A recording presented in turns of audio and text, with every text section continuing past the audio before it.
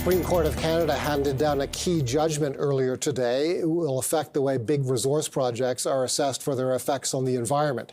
The court has largely rejected Ottawa's Impact Assessment Act. To talk about it, we're joined by Scott Crockatt, Vice President of Communications and External Relations for the Business Council of Alberta. Scott, thank you for joining us on this story, which is only about an hour or so old. Your organization, the Business Council of Alberta, not surprisingly, intervened in this case, and you see this as a positive outcome.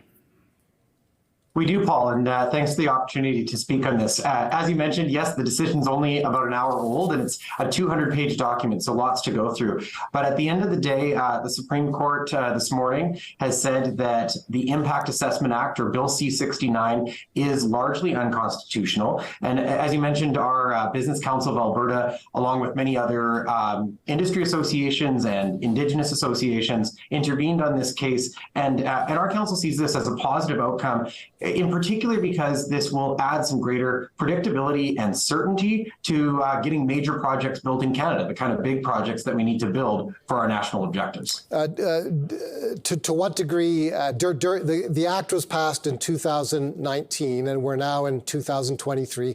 How many projects were governed by the Act? And I would assume the Business Council of Alberta's position was that it took too long to get those projects approved.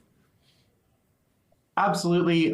We've had concerns about this act since the very beginning, and we've worked in a really collaborative way with the federal government to express some of those concerns and to share with them some improvements that we think could be made. The reality is, though, Paul, as you said, our view is that it just takes far too long to get major projects built in Canada. And actually, I think there is a broad cross-country and cross-political consensus around that. The federal government themselves said this year, it just can't take 12 years to get a new critical minerals mine built in Canada. So we feel strongly that there's opportunity to improve the way that we do our regulatory processes in Canada. And this is one component of that. As it was currently structured, the Impact Assessment Act created delays of indeterminate length for projects, just making things take far longer than they should, cost far more than they should, and making them much more uncertain than they should be, which is probably one of the most important components, because uncertainty is what holds projects up before they even get started. And as you've been speaking, we've been showing the basic history of this issue, the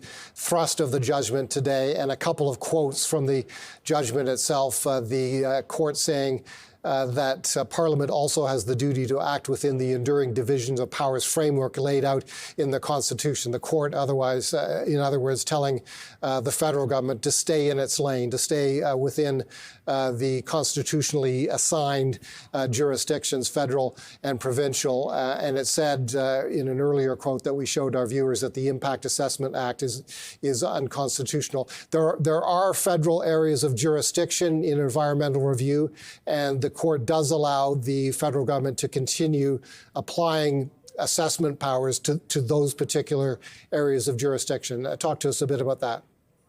Yeah, absolutely. I think you've done an excellent job there of summarizing some of the core aspects of the decision.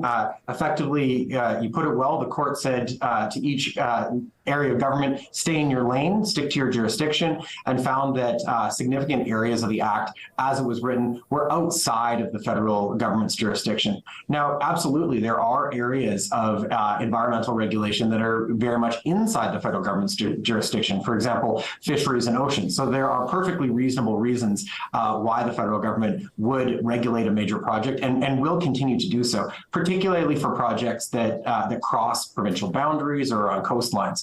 I think one of the key things that was within this decision is it found that when the federal government sought to regulate projects that are only within one province based on a wide variety of criteria, then in that case it had overstepped. And within the judgment there are some really strong quotes where they refer to this as a nearly untrammeled power to regulate projects. So there's strong language saying that they just felt like the act had gone too far. Now, I think it's important to say that robust environmental assessment is critical for projects and will continue. What this act is telling us and what this decision is telling us is that in the future, though, that's going to look a little bit different. with more clear delineation between what is provincial and federal responsibility, and clarity is what business needs. So talk a bit more about robust environmental assessment. Environmental groups opposed, they sided with the federal government here, and they would be, I think, disappointed at today's ruling. I think we all agree that something like a pipeline or an oil sands mine or a copper mine needs a very vigorous environmental assessment before it's allowed to proceed. Why is your group confident that that will be the case? Because that's always been the case in Canada. We have robust environmental laws and environmental assessments, and those types of assessments existed long before this act was created.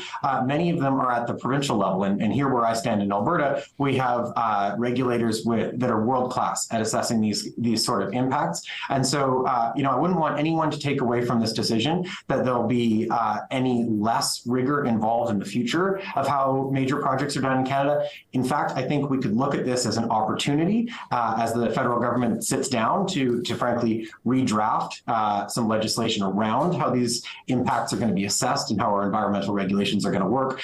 We think there's an opportunity to improve all of that, to actually deliver better for the environment and also better for the Canadian economy.